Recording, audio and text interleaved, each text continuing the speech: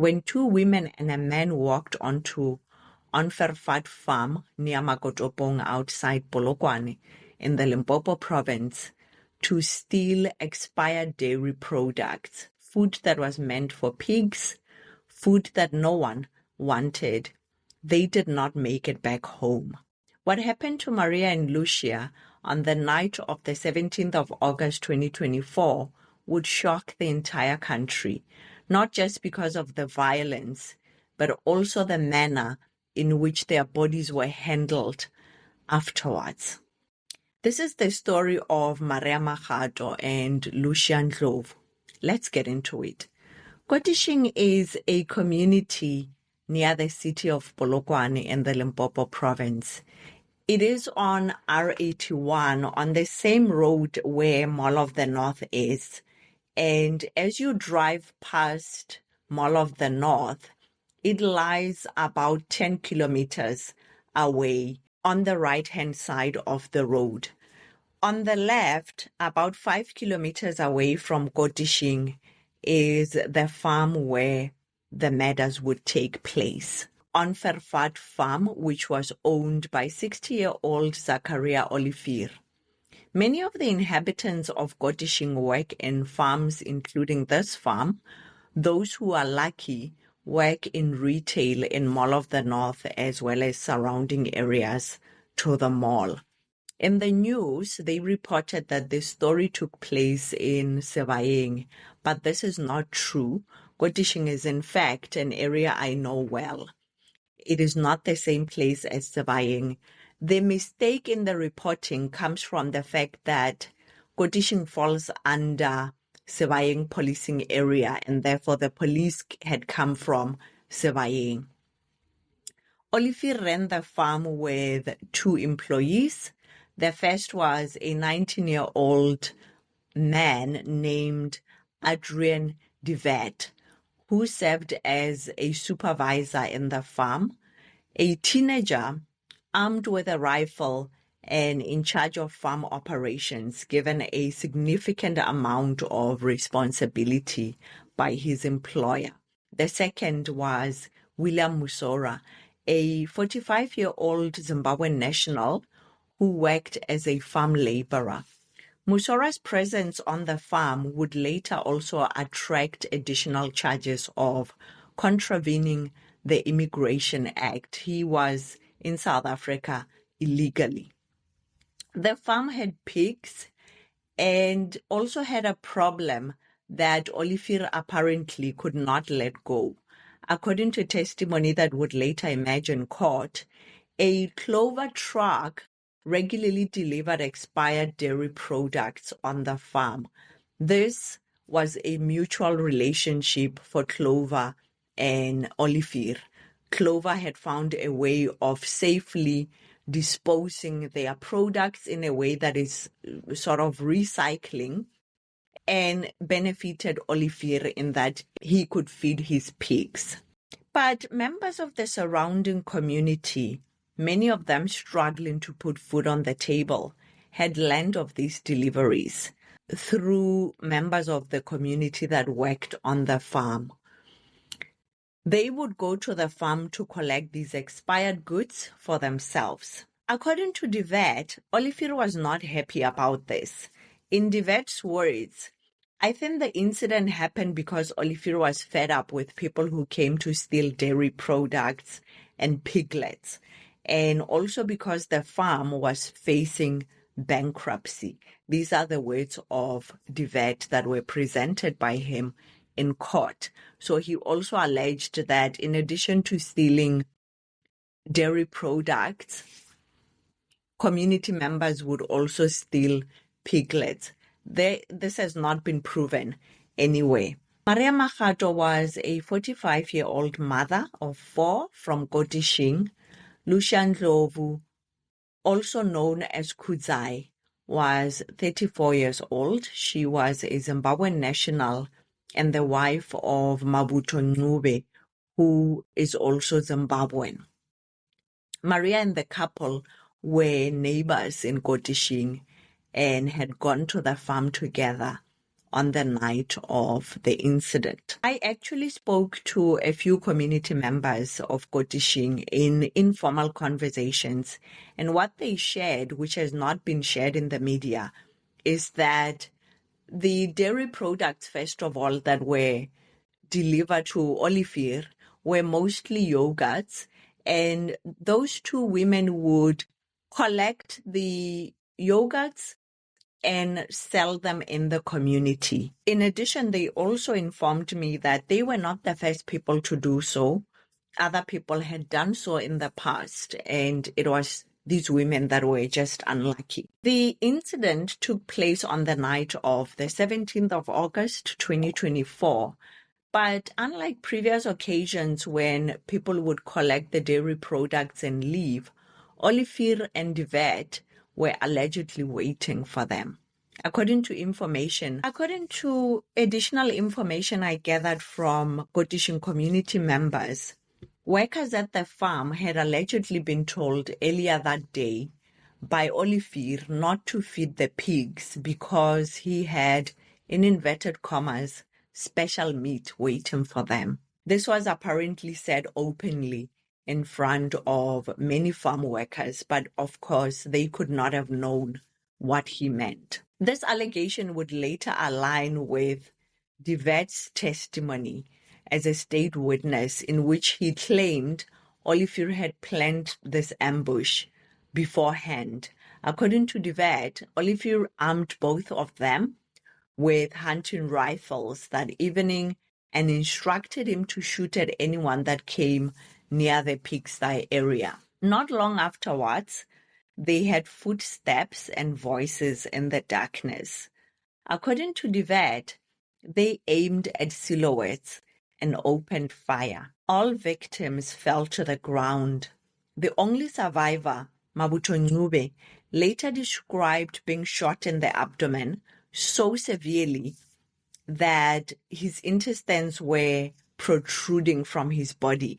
Despite his injuries, he says he crawled to his wife Lucia and tried to lift her, but he was too badly wounded and was unable to do that. Realizing he could not save her, Mabuto dragged himself towards the main road to look for help. At the road, he encountered someone he knew who accompanied him to the police station to report the shooting before he was taken to the hospital. Back at the farm, Olivier and Yvette allegedly went back inside and went to sleep with the bodies left where they had been shot. And despite Mabuto reporting the shooting at the police station the same night, no officers arrived at the farm to investigate. The following morning, William Musora arrived for work, and he would be the one that discovers the first body. He ran into the house to call Olivier and Yvette, and when they arrived, he had also spotted the second body lying approximately 20 meters away. Maria Makgato and Lucia Ndlovu were both dead from gunshot wounds. What allegedly followed would be one of the most disturbing parts of this case. According to Yvette's testimony, Olivier instructed him and Musora to move the bodies into the pigsty. When he was questioned, this is Yvette being questioned in court about whether the pigs were already inside the pigsty, he confirmed that there were about 8 to 10 pigs in the pen. He was also asked if the expectation was that the pigs would consume the bodies to destroy evidence, and to which he confirmed that this had been the intention from the very beginning. Yvette further testified that Olivier instructed them not to report the incident. Instead, he allegedly told them to continue working normally while he figured out what to do next. Musora later claimed, through his legal representation, that he acted under duress and had been threatened by both Olivier and Yvette into assisting them with moving one of the bodies. According to Yvette's testimony, Olivier also later destroyed the rifles that were used in the killing. On the 19th of August 2024, 2 days after the murders, the guns were allegedly cut up into pieces and disposed along R80 road. Cartridges were also hidden in an alleged attempt to destroy evidence. By the 20th of August 2024, the families of the two women had become deeply concerned after neither of them returned home. The case was once again reported to police, and the police went to the farm with relatives of the women, including, unfortunately, 23-year-old son of Maria Makgato. It was during the search that the gruesome discovery was made in the pig's thigh. Unfortunately, some of the body parts of the women had been consumed by the pigs, as Olivier had intended. You know, as shocking as this case is, it's not the first case that I know in which a murderer uses pigs to try and cover up a murder by feeding the corpse to pigs. There's a story in Canada of serial killer Robert Pickton that would murder sex workers and feed their corpses to pigs as a way of getting rid of their bodies. He killed 49 women, and he was caught when he tried to murder his 50th victim, in which he told police he was trying to get to a nice number of 50. He was convicted in 2007. In this case, de Wet's testimony would later confirm this reality. He said that they knew that pigs would eat anything when they were hungry. At the same time that the discovery was made, Mabuto was still in hospital. He had not communicated with any members of the community. He had not told them about what happened in the farm. Members of the community did not even know, or his own family and relatives did not know that he was in hospital. He says that after about 4 to 5 days that he was in hospital, he had people just talking in the hospital ward about how two women in Kotishing were found in a pigsty at a farm. And he says that it broke his heart. He had thought all this time he was in hospital that his wife must be in the women's ward of the same hospital. If you care about this type of storytelling, of shedding light on stories of victims who are not here to tell their own stories in a manner that is respectful, dignified, and detailed, please like this video. That is really helpful to the channel. In addition, if you're not yet subscribed, please consider doing so. Once the bodies were discovered, the investigation intensified rapidly. Olivier and de Wet were arrested first on the Tuesday following the discovery. The discovery had been made on Monday, and they were arrested the following day. William Musora was arrested on Wednesday after them. The three of them initially appeared in the Mankweng Magistrates Court, and the charges were severe. 2 counts of premeditated murder, 1 count of attempted murder, possession of unlicensed firearm and ammunition, as well as defeating the ends of justice. All 3 men were remanded in custody until in October 2024, when de Wet and Musora abandoned their bail applications, and Olivier, the farm owner, applied for bail, but it was denied. The matter was eventually transferred to the Polokwane High Court before Judge Jane Ngobeni. After several postponements, the trial formally began in October 2025. The first major development during the trial was that the National Prosecuting Authority turned Rudolph de Wet, the 19-year-old farm supervisor, into a Section 204 state witness. Under Section 204 of the Criminal Procedures Act, an accused person implicated in a crime may receive indemnity from prosecution in exchange for a full and truthful testimony against their co-accused. So De Wet accepted the agreement and the charges against him were provisionally withdrawn. Both Olivier and Musora pleaded not guilty to murder and attempted murder, although Olivier did plead guilty to possession of unlicensed firearm and ammunition, as well as employing an illegal immigrant. During his testimony, De Wet, in fact, took the court with police officers and even the judge to the scene of the crime, back to the farm, where he demonstrated the various parts of what took place on the 17th of October, 2024.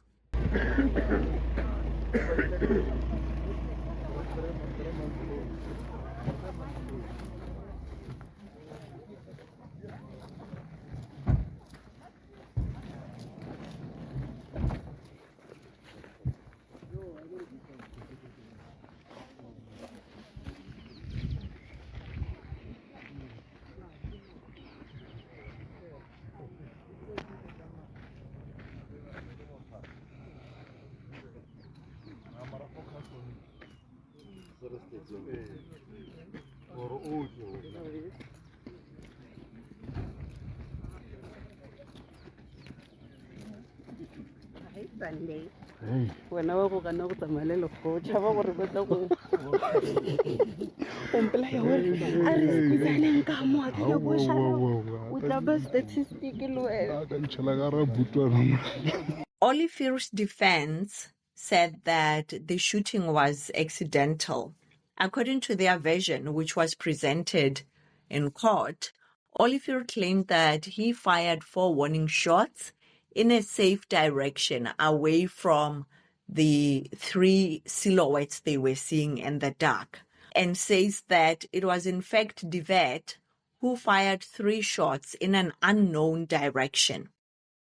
He maintained that he never intentionally wanted to shoot or kill anyone, and he further claimed that the first body that was discovered had no visible signs of injuries, and when he saw the body, he just thought perhaps the person is just injured and will eventually wake up and go, or they will be found by someone in the farm who will help them.